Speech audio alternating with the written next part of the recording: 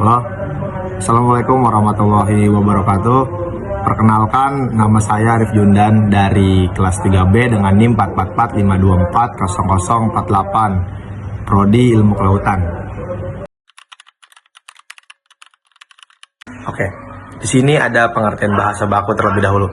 Bahasa baku adalah ragam bahasa yang digunakan sesuai dengan kaidah atau aturan-aturan yang telah ditetapkan secara resmi, baik dalam hal tata bahasa, ejaan, pilihan kata, maupun pelafalan yang sudah disesuaikan oleh EYD atau PUEB. Bahasa baku menjadi tolak ukur penggunaan bahasa Indonesia yang baik dan benar, serta berfungsi sebagai alat komunikasi yang efektif, seragam, dan dapat dipahami oleh seluruh penutur bahasa Indonesia. Nah, lalu ada ciri-ciri bahasa baku. Yang pertama itu mengikuti kaidah tata bahasa Indonesia. Kalimat disusun sesuai aturan subjek, predikat, objek, dan keterangan agar maknanya jelas. Contoh dalam kehidupan sehari-hari seperti saya sedang belajar bahasa Indonesia. Bukan lagi belajar saya bahasa Indonesia gitu, atau saya lagi belajar bahasa Indonesia gitu. Jadi yang benar tuh saya sedang belajar bahasa Indonesia. Lalu ada menggunakan kosakata yang terdapat dalam KBBI. Yaitu setiap kata yang dipakai sebaiknya sesuai dengan ejaan resmi dan memiliki arti yang tepat. Contoh, efektivitas, bukan efektivitas gitu, pakai F gitu. Jadi yang benar tuh pakai V. Lalu yang ketiga ada mengikuti aturan ejaan bahasa Indonesia atau EBI, di mana penulisan huruf kapital, tanda baca, dan penulisan kata sesuai pedoman resmi. Contohnya, ibu pergi ke pasar baru. Huruf kapital digunakan dengan benar ketika di kata ibu dan ketika kata pasar baru. Lalu ada digunakan dalam situasi resmi. Bahasa baku dipakai pada acara formal seperti pidato, surat dinas, karya ilmiah, dan pembelajaran. Contoh surat resmi, ujian, presentasi akademik. Lalu yang kelima atau yang terakhir itu ada bersifat seragam dan tidak terikat dialek daerah ataupun menggunakan bahasa daerah.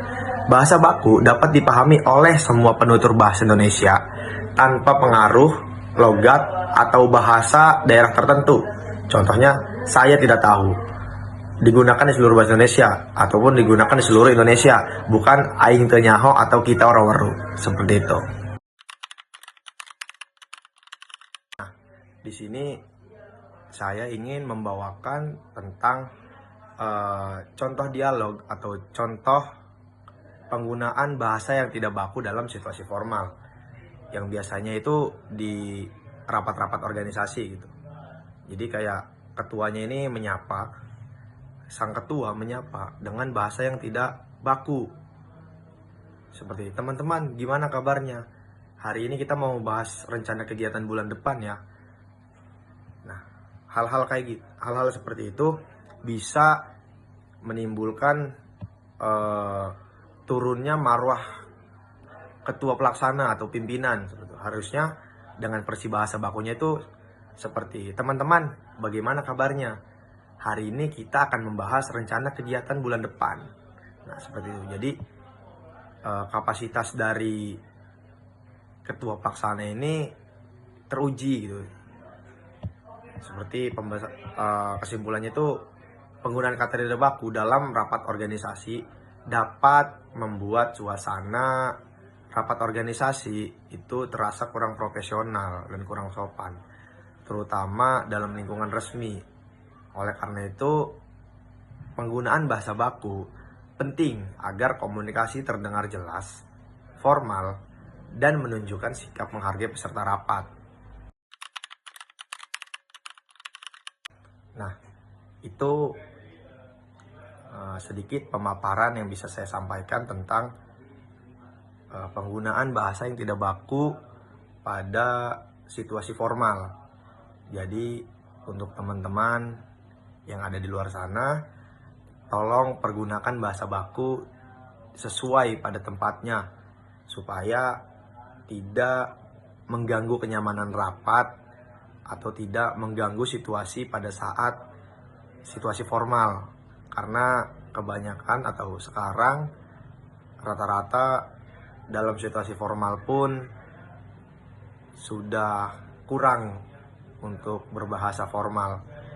Saya Arif Jundan, sekian, kurang lebihnya mohon maaf. Wabillahi taufiq wal hidayah. Wassalamualaikum warahmatullahi wabarakatuh.